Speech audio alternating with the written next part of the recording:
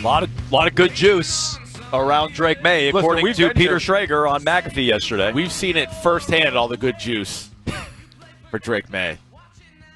It's going to be a sweaty day. It's going to be real sweaty, but that's fine. I'm going to rise above it. I'm not going to let that. You're already rising above it. What do you mean you're going to rise above it? I'm going to continue to rise above it. Did the Twitch chat bully you into taking off your little sweat rag there? What do you call it? I keep forgetting the name of it.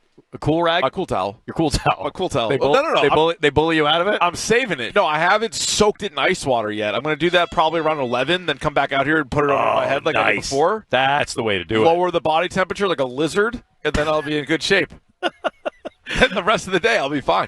We'll get you an update on Drake May momentarily. Here's the full attendance. I finally was able to go through the full roster. Did you do that during the break? That was good stuff. Yeah. Well, you can never be too sure until they're really all out there stretching. Like, you see guys coming and going off the field. So me and Mike Reese are reporting that Austin Hooper is out here, which indicates he's off the PUP list. Another target for Drake May. Me and Andrew Callahan are both reporting that there's no Gonzo out there or Carlton Davis today.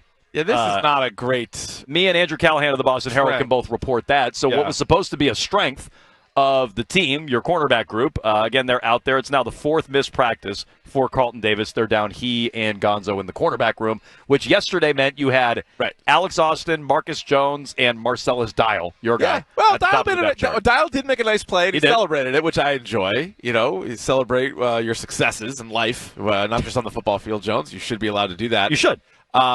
It goes from being a strength of the team to a weakness. But that happens with any team, right? That's not specific to the Patriots. If you told me the Buffalo Bills lost their top two corners at camp, you'd be like, all right, well, they're not as good. And so now that's what you're dealing with. But I look at it another step further, because even if those two guys are ready to go for the regular season, and fingers crossed that they are, it's just several practices where Steph Diggs, Kyle Williams, Kayshon Boutte don't get to go up against. It's a great point. It's a great point. Competition. And look, we don't even know what Davis is dealing with.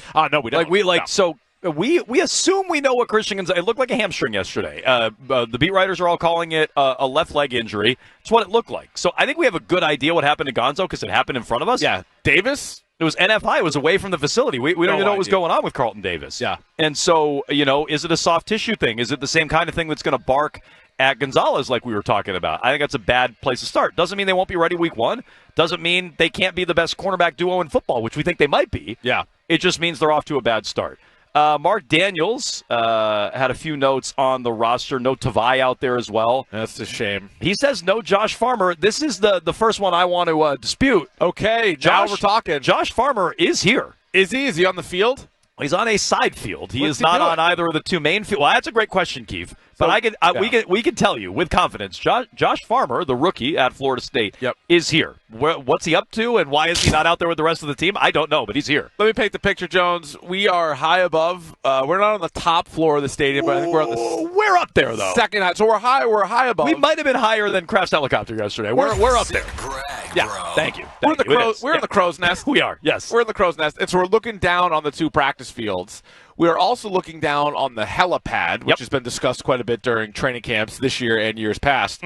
All of a sudden, we noticed that there was a player by the helipad, which is not, the field. He kind of looked lost. He looked like maybe he forgot where the actual practice fields were. Because the stadium and where the locker room is, it kind of spits right out onto the field. You have to go another way around a fence to get over to the helicopter pad. So I don't know. It's a bit of a mystery, but we did spot a player wandering around as though he was lost. Yeah. So there is that. So he's here. I would again.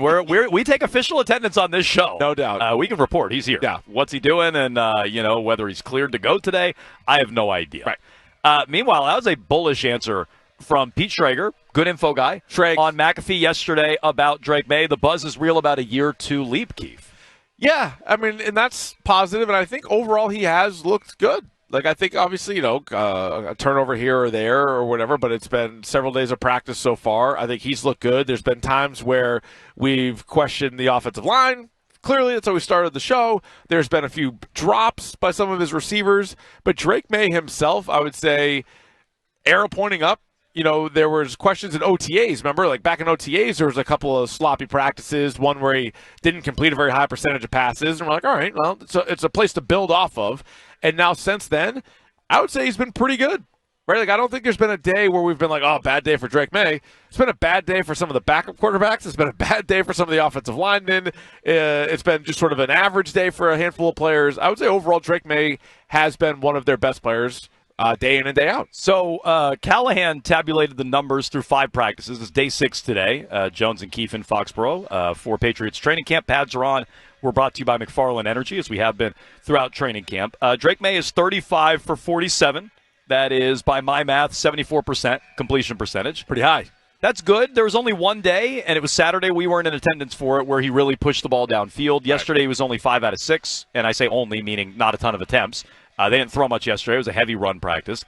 He has, by Callahan's tabulations, Keefe, taken 15 would-be sacks in training camp. Yikes. So I they think are going up against the steel curtain, so it makes sense. That's true. Keon White and Caleb Chasen. So, I would say that May's been very accurate. It's hard to know what that would look like in a game situation, and even when he is allowed to make plays, there are going to be other plays where maybe those aren't going to happen in a real game, which again underscores the offensive line and the slow start that they're off to. So I would say that's not very encouraging. And completion percentage is certainly a stat that can be very misleading, depending on what your offense is. You talk about like a lot of these checkdowns. So even last year, I don't know if I think people were encouraged by Drake May, and you're like, all right, this is what he could be, but no one's going to be like, the guy had an unbelievable season, and he completed 66% of his passes.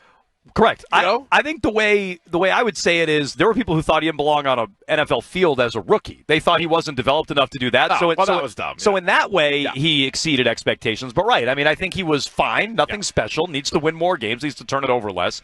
I think we'd agree on that. Tua last year completed 73% of his passes. Yeah, and they were all like to Achane and Jonnu Smith. So I'm saying, one foot behind the line of scrimmage. And nobody would say he had a great year. Correct. So, yeah. Correct. So that is, I think, encouraging for May, discouraging for the O-line. ESPN came out today, Keith. Our guy, Aaron Schatz. Schatz? No, Schatz. Schatz. Yeah. Came out with his top rankings of talent under 25. It's a way to measure young talent. The Jordan Hudson. On teams throughout the league. The Jordan Hudson list. Compiled by ESPN. The Patriots a year ago were 25th on that list. Not a lot of young talent on the squad. Seems kind of high. I guess that was Gonzo, right? They were banking on Gonzo. Yeah, and maybe they were even factoring in Drake May to a degree. Yeah. This year, the Patriots have moved from 25 to 7 on that list. That's a big jump. For some context, the teams they trail, Houston, a playoff team a year ago. Seattle, 10-win team a year ago. Washington in the NFC title game a year ago. The Giants were 4th, not good. The Bears were 5th, not good. The Lions were 6th. Patriots check in at 7th. Other teams in the top 10, Jacksonville and Tennessee, not good. Chargers in the playoffs a year ago. So I think that's not a bad list to be on, to be honest. No, not at all. 5 other playoff teams, something like that? Oh, what this speaks to is 3 years ago, you were drafting in the middle of the first round, and you crushed your pick in Gonzalez. The last 2 years, you've picked in the top 4.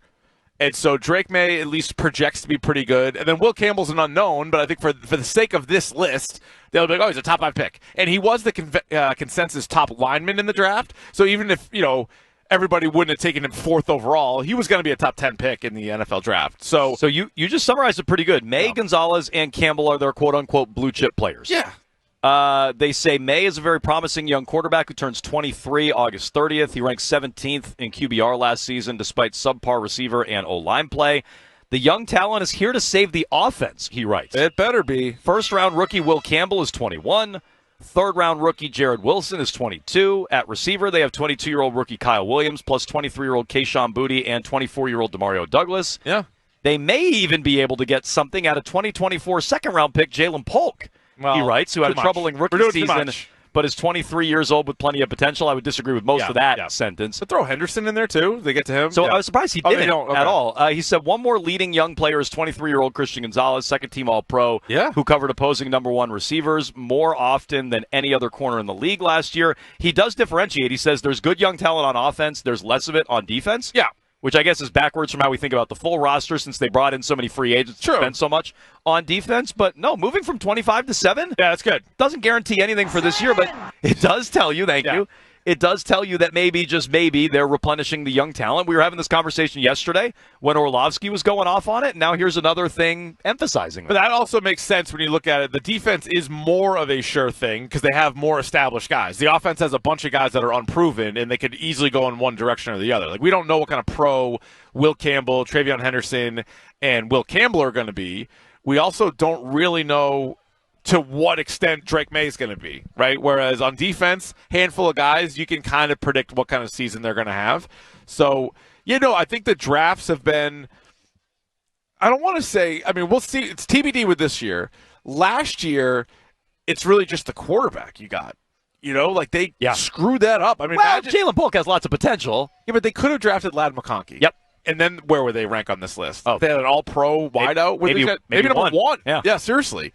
But it's really hinging on Gonzalez, May, and Will Campbell, which if you're just plucking 3 guys under 25 off of each roster, that's a pretty good spot to be in. And 3 very, very important, maybe the 3 most important positions. One more update here on attendance. Mego notes that Carlton Davis is here. Okay.